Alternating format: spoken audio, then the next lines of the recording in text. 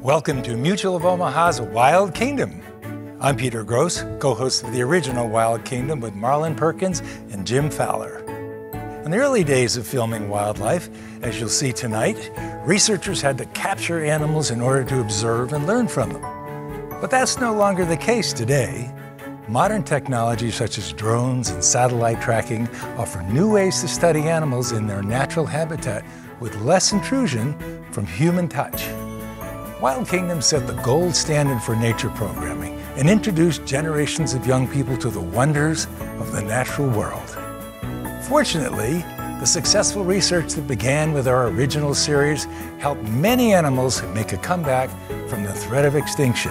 And that's good news for the Wild Kingdom. So sit back, relax, and enjoy Mutual of Omaha's Wild Kingdom right here on RFD-TV.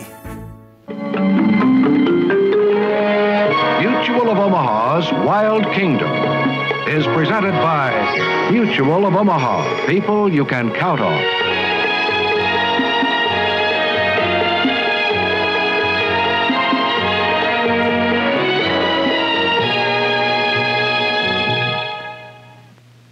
Welcome to Mutual of Omaha's Wild Kingdom. One of North America's most agile mammals is the bighorn sheep, the ram differing from the ewe in the size of its broad, distinctively curled horns. In many areas of the Rocky Mountains, these handsome, sure-footed animals have over the years become low in numbers. Just the opposite is true, however, of the particular herd we're concerned with today. It lives here in the state of Montana, where bighorn sheep have always lived on mountain ranges. This particular herd is isolated on a peak which rises from the waters of Flathead Lake.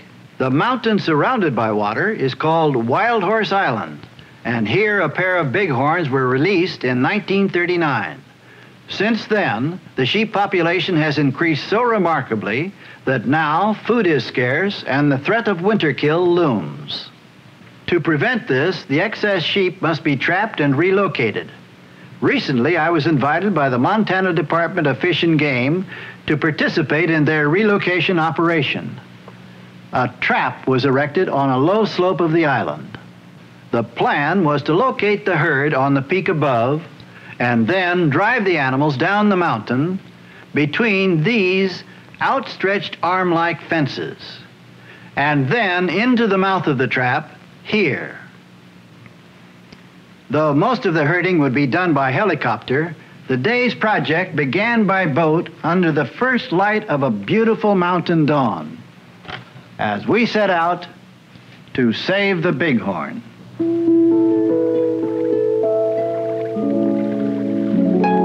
Although the air is still crisply cold with its memory of night, there is a pervading warmth for the soul in the splendor of the mountain sunrise here in Montana.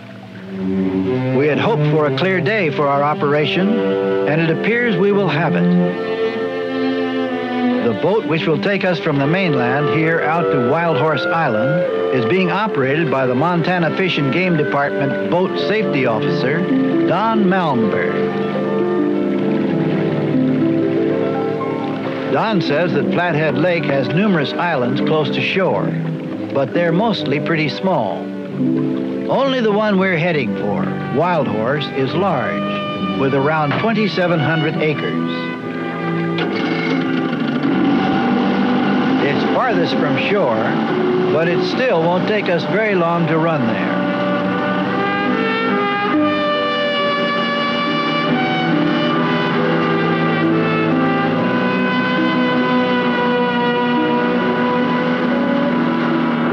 This lake averages about 8 miles in width and around 30 miles in length. In some areas, it's well over 300 feet deep.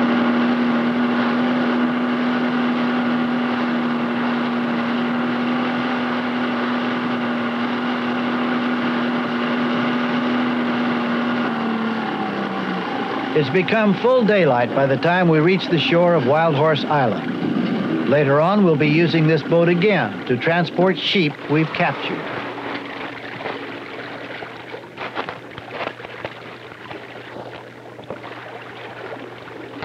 Don's going to stay with the boat, but I'll follow his directions for getting to the area where the sheep trap has been built and where the other members of the capture team are waiting.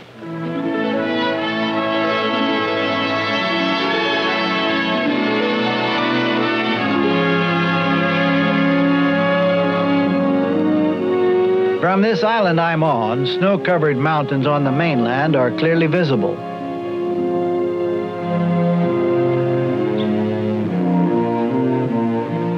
This island itself is really pretty much a mountain rising out of the lake and providing an excellent home for the bighorn sheep which live here. Little wonder that they're increasing in number so bountifully. Little wonder, too, with habitat so ideal, that wild horses were once so very abundant here.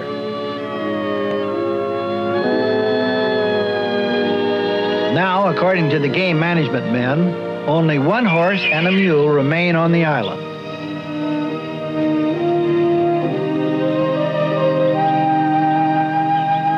The mule on the right is quite a bit larger than the horse, and the two have become inseparable companions here.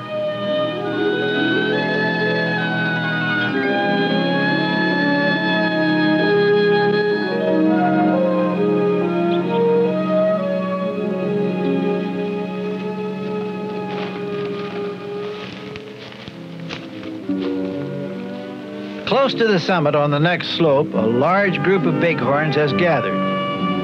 They've evidently come down from higher points on the island. This group is comprised almost entirely of ewes. They don't grow the massively curved horns as the rams do. In fact, the horns of the female get no larger than these.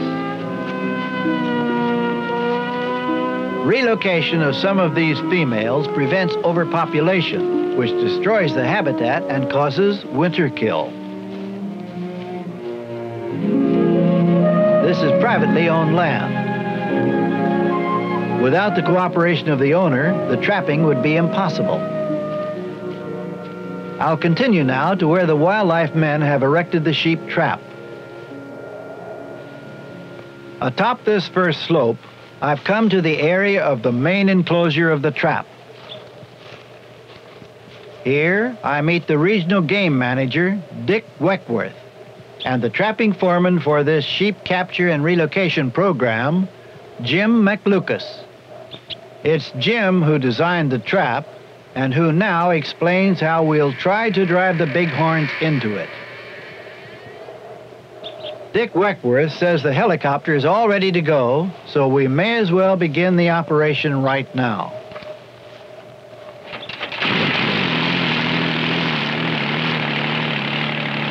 The helicopter is the only means by which bighorns can be herded, since they can outrun and outmaneuver horses here on the mountains, and no ground vehicle can adequately round them up.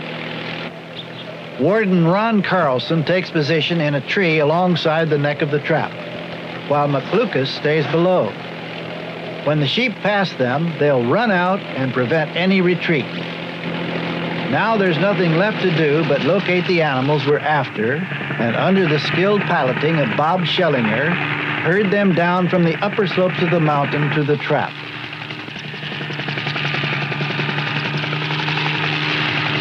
We're all optimistic, but also aware that it's undoubtedly much easier said than done.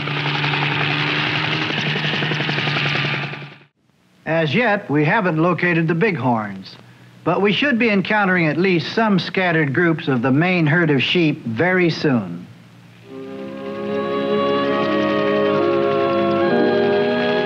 As we circle above the island, the grandeur of this area is almost overpowering, and there's a great temptation just to enjoy the scenic wonder and forget to look for sheep.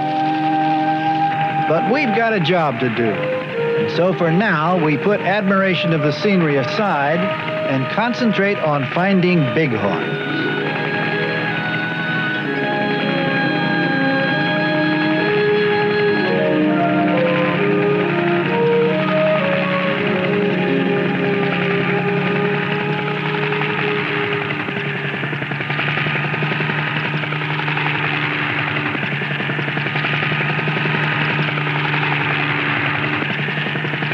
there they are. In seconds, we've caught up with them and are amazed at their speed and agility.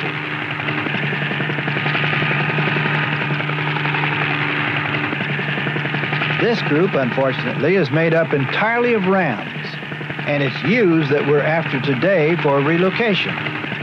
But it's a great pleasure just to witness the incredible sure-footedness of these fine animals.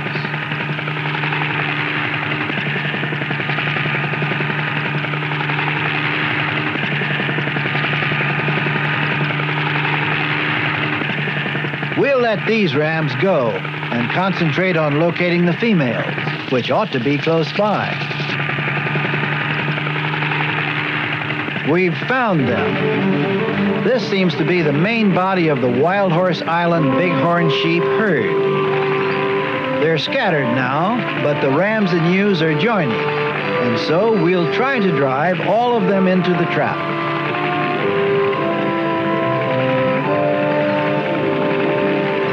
A brief call to the ground on the walkie-talkie alerts the men waiting down at the trap that the main part of the herd has been located, and we've begun moving them down the mountain.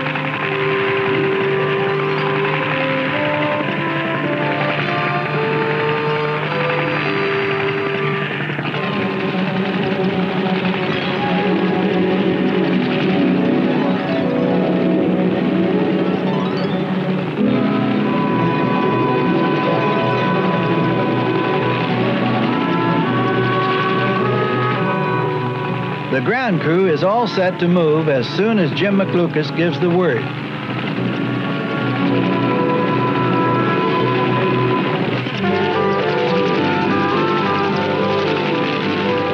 Using the helicopter to herd the sheep was easier than we anticipated, and we're delighted that they're heading straight into the trap.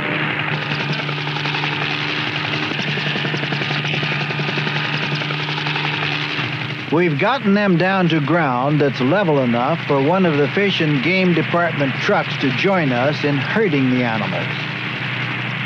They're headed straight for the outstretched arms of the big trap, and that will then force them directly toward the actual mouth of the trap.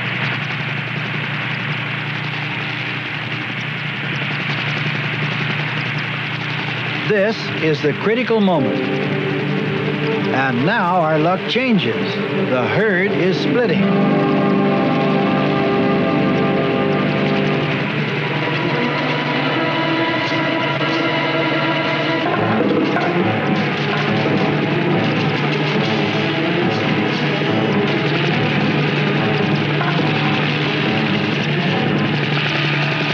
They're badly scattered now. What looked so promising a short while ago has suddenly gone all wrong.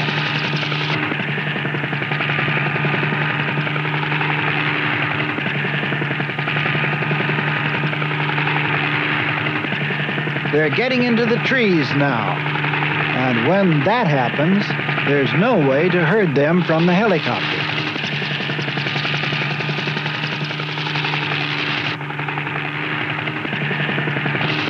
All our efforts seem to be in vain now. As soon as we try to group them, they head for the trees, where we can't control the direction of their running.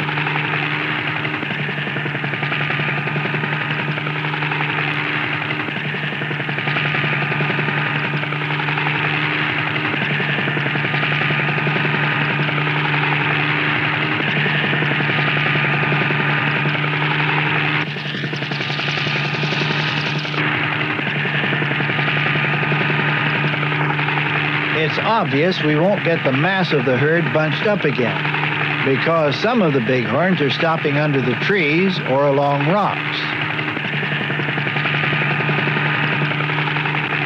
Our best bet seems to be to look for a suitable small group we can more easily direct from above and use all our pilot's skill in getting them back to the trap.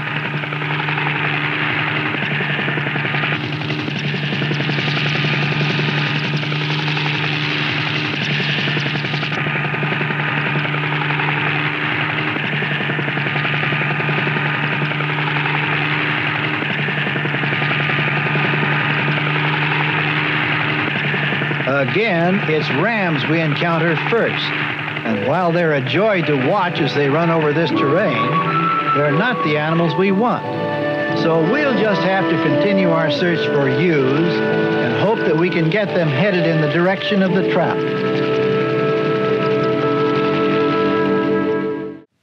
The problem occurred when the herd being moved into position between these arms of the trap split at this point when it reached the trap's mouth. Now we'll try again with a smaller group and perhaps force them through this neck of the trap to the center enclosure here.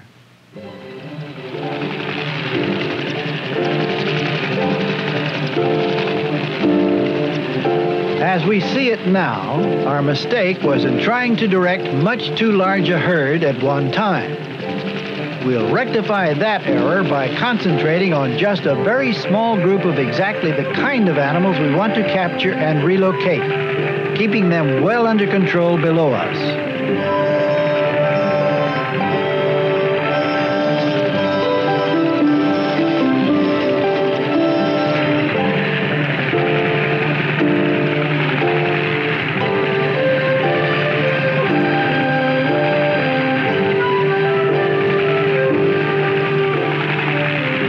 This little group of ewes back into position pretty well now, and the trap is only a short distance ahead of us.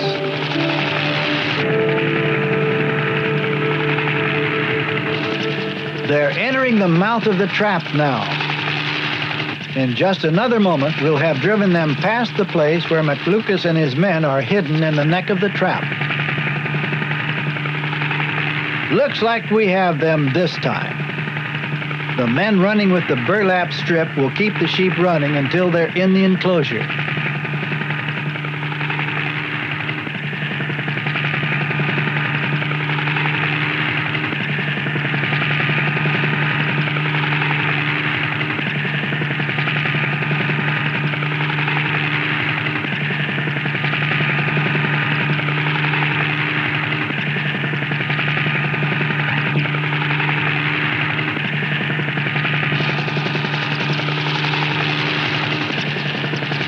Now that the animals are in the enclosure, I'll join the men on the ground to observe what they do next.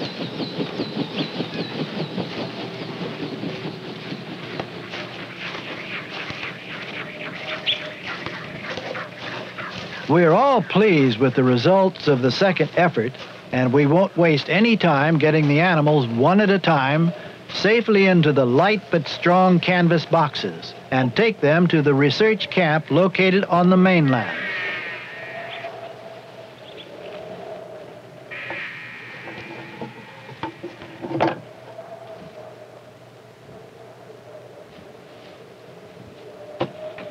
To prevent possible injury to the ewe, the box is positioned so the animal won't have to be lifted into it.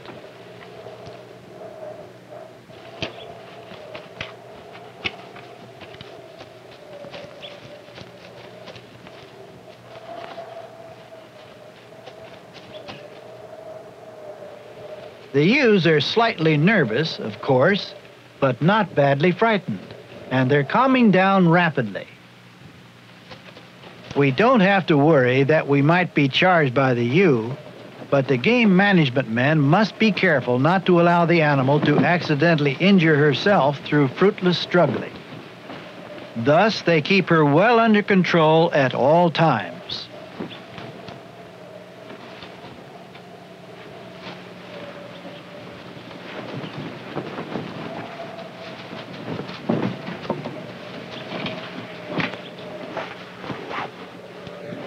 Once she's been put into the box and the box is stood upright, then Jim McLucas makes sure that she's properly on her feet and in no sort of discomfort.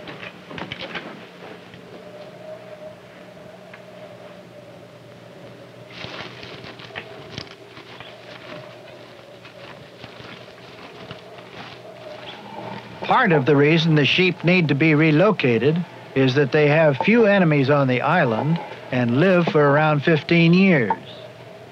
There is no hunting here, and overcrowding quickly becomes a problem. The box is taken outside of the enclosure of the trap so it can be properly rigged to be lifted by the helicopter and transported down to where the boat is waiting.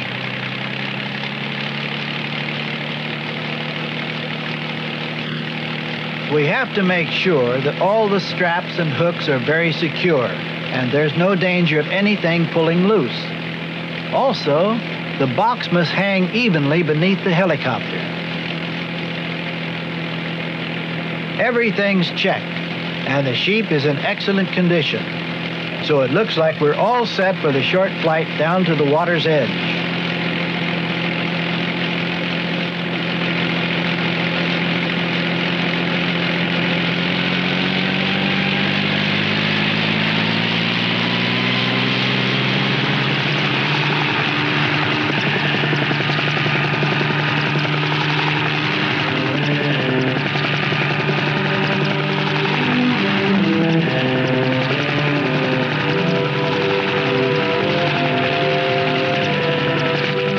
Lifting just perfectly, so there won't be any problem at all.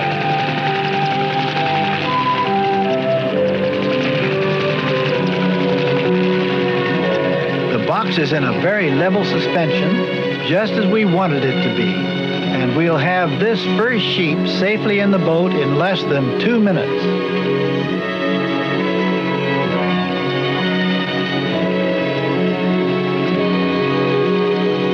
At the edge of Flathead Lake, we can see the boat waiting for us. Dick Weckworth will transport the sheep to the research camp on the mainland shore for a series of measurements and tests. Then the ewe will be transported by truck to the release point about 100 miles away.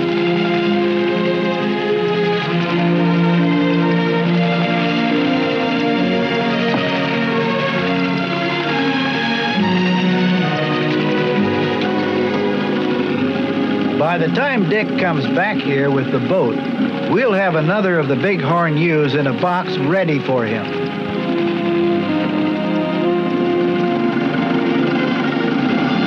It's a well-coordinated effort by these men of the Montana Fish and Game Department, and I'm glad to have been a participant in this project in helping to save the Bighorn. Too often, we tend to think that conservation of wildlife and the wise use of natural resources is someone else's responsibility. To the contrary, it becomes everyone's responsibility to help. Conservation and sensible management of game populations costs a great deal of money.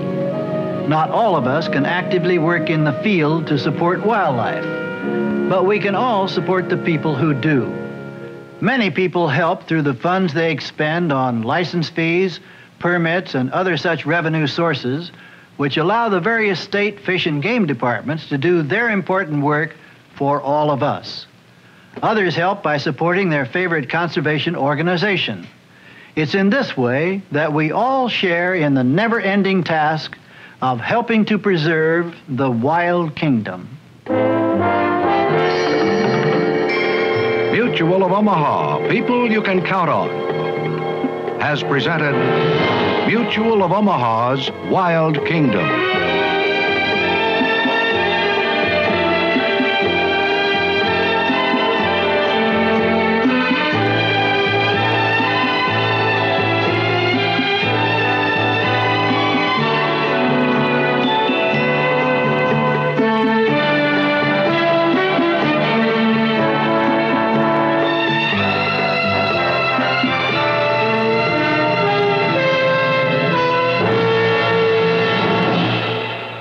Mutual of Omaha, helping people find Medicare solutions for over 50 years. To learn more about plan options or how to protect your kingdom, contact us today. Mutual of Omaha, protect your kingdom.